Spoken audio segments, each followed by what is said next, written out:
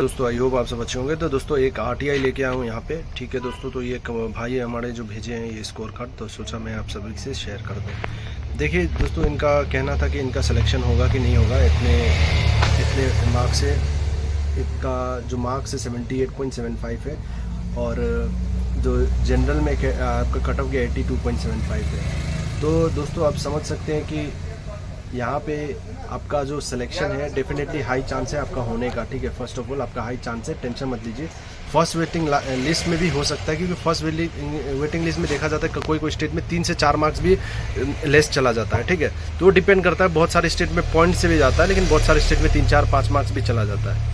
तो आपको टेंशन नहीं लेना है। पॉसिबिलिटी है फर्स्ट वेटिंग लिस्ट में हो जाएगा, नहीं तो सेकंड वेटिंग लिस्ट में हो जाएगा, ठीक है। टेंशन मत लीजिए। तो चलिए इनका वेटिंग लिस्ट चेक करते हैं कि इनका तो जो भी है, ठीक है। तो स्कोर जो आ रहा है 78.75 आ रहा है।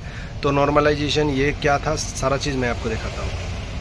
तो ये आरटीआई है भाई का, ठीक है। तो यहाँ पे चलिए मैं आपको दिखाता हूँ। ये देखिए इनका जो सवाल था, यहाँ पे आप देख पा रहे हैं कि the section wise is not mention, hence the data can not be provided, ठीक है। सेक्शन वाइज रॉ मार्क्स जो है आपका 86 आया और इनको आप देख रहे हैं कि रॉ मार्क्स जो 86 है, नॉर्मलाइजेशन के कारण इनका सिलेक्शन नहीं हुआ है।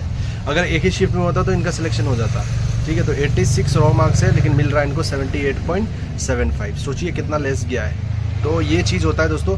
और कुछ कुछ केसेस में आपको पॉजिटिव भी देखने को मिलता है, 7-8 मार्क भी पॉजिटिव देखने को मिलता है। तो ये था रॉ मार्क्स का, ये एक इंडिकेशन है कि आपके साथ क्या हो सकता है अगर एक शिफ्ट में एग्ज़ाम नहीं होता है तो होप करते हैं कि नेक्स्ट टाइम हमारा एक ही शिफ्ट में एग्ज़ाम हो। दूसरी बात यहाँ पे ये है कि normalisation of the test score are done through test score equating method. Equating method है जो IBPS ने रिसेंटली रिलीज किया था, वही मेथड से। Test equating method refers to the statistical process of determining comparable score on different forms used in different session of an exam.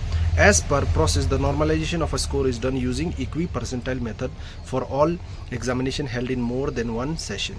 One of the session score was taken as base, okay, and the other session score were equated using equi-percentile method. तो इसके बारे में मैंने बताया था आपको, फिर कोई दिक्कत हो तो आप वीडियो जाकर देख सकते हैं equi-percentile के बारे में, ठीक है दोस्तों।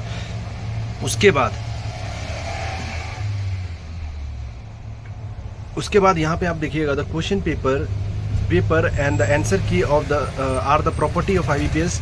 As per their policy the question paper and answer key are not share to with anyone. तो ये मेंशन था, ठीक है। तो क्वेश्चंस आप समझ गए, ये आंसर्स था। तो आई होप आपको कुछ इंडिकेशन मिला होगा। तो इसमें ये पता चल रहा है नॉर्मलाइजेशन में मार्क्स सिर्फ बढ़ते नहीं है, घटते भी हैं। चलिए फिर मिलते हैं नेक्स्ट वीडियो में।